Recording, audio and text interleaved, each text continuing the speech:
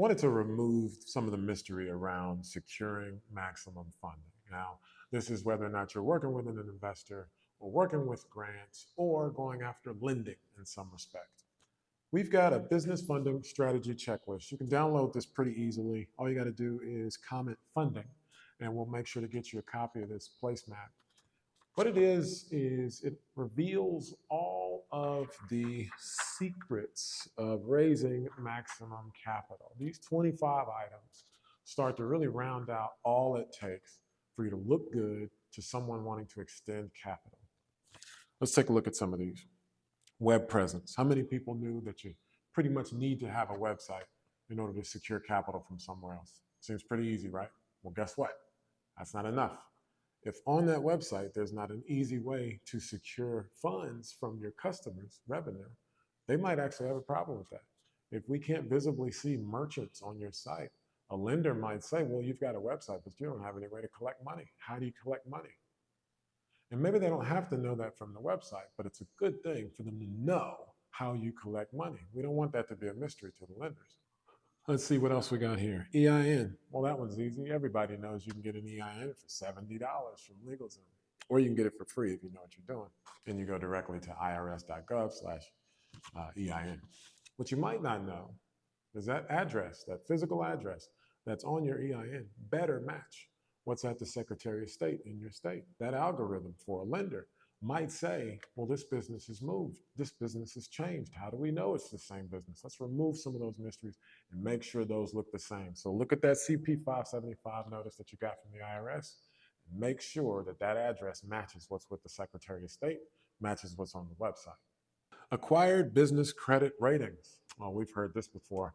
I think you've heard about Granger and Uline, and I don't have a problem with any of those approaches. You will start to post a paydex score by using those tools. No doubt about it. In fact, some lenders are going to run a tighter credit report lookup, and they're just looking for trade lines. Literally, it's a trade line search. So it doesn't matter about the report or anything like that. But this particular search just says, do they have trade lines?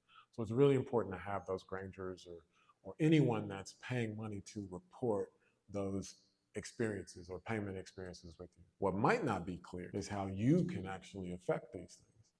It's very possible you can go and get a secure business loan or a secure business credit card from Bank of America, and they will immediately report to Equifax Business. Well, that becomes an experience from a bank, not just a vendor, not just a merchant. This is someone that's a bank reporting on your behalf. Let's see. As a project manager, this one is really interesting to me. Use of funds. Well, we don't hear that often. What happens when you work with us and we're actually sending applications directly through a business relationship manager at a bank is they want to understand how you're going to use the funds. Managing projects means understanding exactly how those funds are going to be used. It's very possible that you can turn over a project plan to the bank as a part of your business plan or a part of your financial profile.